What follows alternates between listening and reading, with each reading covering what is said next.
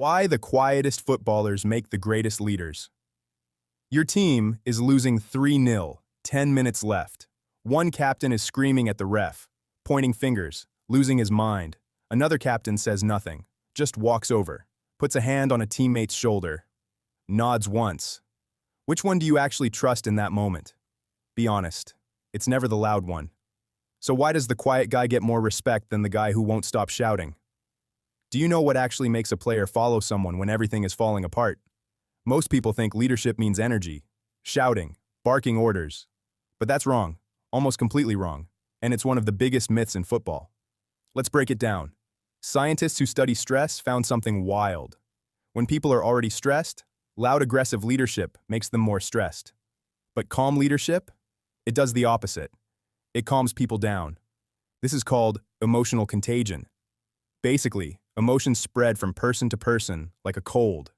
A panicking captain spreads panic through the whole team. A calm captain spreads calm. Here's the part fans never think about.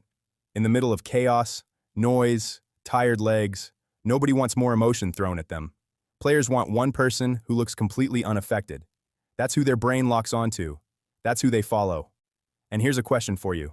Why do some of the loudest, most aggressive captains in football history actually lose their dressing room? We're getting into that answer by the end of this video, and it's going to surprise you. Now here's something even crazier. Quiet leaders aren't just calmer, they're better at reading the room, way better.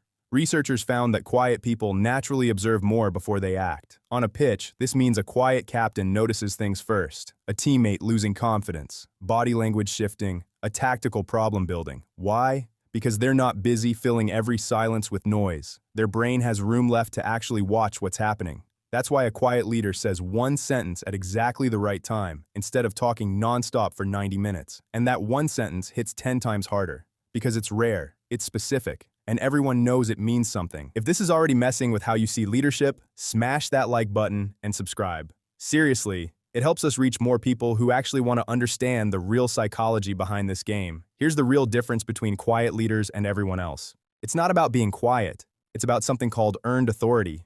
Loud leadership usually comes from a title, the armband, the assumption that people should listen because of a role.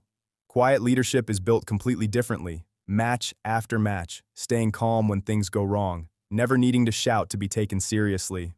By the time a real crisis hits, the team isn't following a title anymore. They're following someone whose calm has already been tested again and again when it actually mattered. This is also why losing a quiet leader hurts a team so much more than losing a loud one. A loud captain's power usually disappears the second the armband does. A quiet leader's power was never really about the armband to begin with. So why do loud, aggressive captains, players with talent, titles, everything on paper, still end up losing their locker room? Here's the answer I promised you. Constant shouting stops meaning anything. When every single mistake gets the same loud reaction, teammates can't tell the difference between a small mistake and a real crisis anymore. Their brains just tune it out. A quiet leader never has that problem, because their words are never wasted. Leadership on a football pitch was never about who screams the loudest. It's about who the team trusts to stay steady when everything is collapsing around them.